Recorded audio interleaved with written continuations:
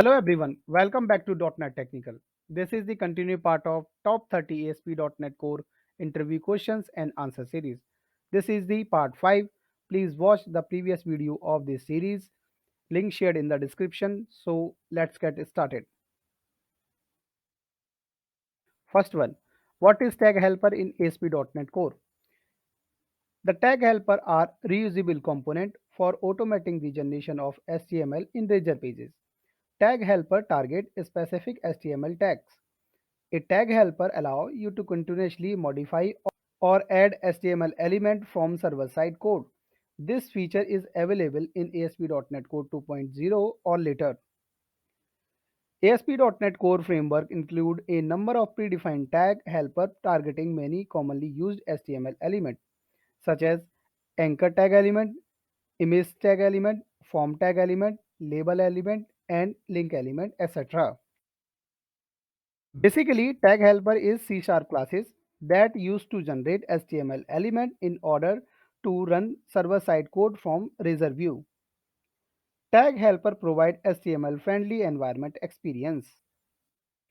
Namespace of tag helper is Microsoft.ASP.NetCore.MVC.TagHelper package, which is include a part of the Microsoft.ASP.NetCore.all meta package from NuGet package. To use tag helper in application, then we need to add few directives like add tag helper directive, remove tag helper directive. To add a tag helper, we use add tag helper directive, or to remove tag helper, then we use remove tag helper directive. Next one, what is CSRF or XSRF? How to prevent cross-site request forgery attack in ASP.NET Core. CSRF is known as Cross-Site Request Forgery or XSRF. It is an attack against web-hosted application. CSRF is an attack where attacker that act as a trusted sources send some data to a website and perform some action. An attacker is considered a trusted sources because it uses the authenticated cookies information stored in the browser.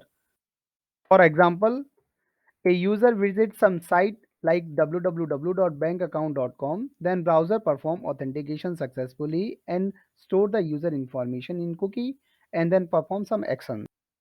In between, user visits some other malicious site like www.badbankaccount.com, and this site contains some code to make a request to vulnerable site like www.bankaccount.com. It is called cross-site part of CSRF. Here is the blue sample code of the CSRF attack. There is congratulations, you won some prizes, and there is some tag like form, and there is an action www.bankaccount.com and method is post. In the input field, there is hidden field and the value is withdrawn. Amount is 1 lakh and user click on the submit button to click here to collect the prizes. Then user automatically send that 1 lakh rupees to another account. So how to prevent the CSRF attack? So you add manually anti-forgery token in HTML forms by using @html.anti-forgery token. Then you can validate it in controller by validate anti-forgery token. The next one, what is host in ASP.NET Core? An ASP.NET Core application configure and launch a host. The host is responsible for app startup and lifetime management. At a minimum, the host configures a server and a request processing pipeline. Host encapsulate all the resources for the application. On the startup, ASP.NET Core application create the host in the program file. Host is responsible app startup and lifetime management. The host can be are encapsulated by logging, configuration, dependency injection. The next one, difference between generic host and web host. There are two hosts in the ASP.NET Core application. First one, .NET Generic Host.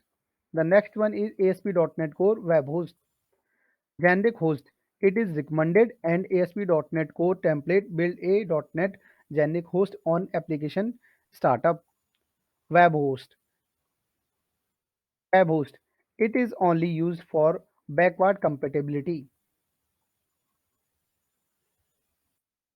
The next one, explain session and state management in ASP.NET Core. HTTP is a stateless protocol. By default, HTTP requests are independent that do not retain the user values. Web applications work on HTTP protocol and HTTP is a stateless protocol. Every HTTP request is treated as an independent request.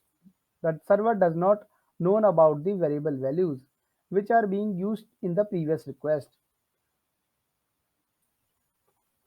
Session is a feature in ASP.NET Core that enable us to save, store the user data. There are different ways to maintain user state between multiple HTTP requests like cookies, session state, time data, query string, hidden field, HTTP context.item. We discuss all the state management technique in upcoming videos. So don't forget to like and subscribe my channel and press the bell icon for more upcoming videos and do comment if you have any query and suggestion. Thanks for watching.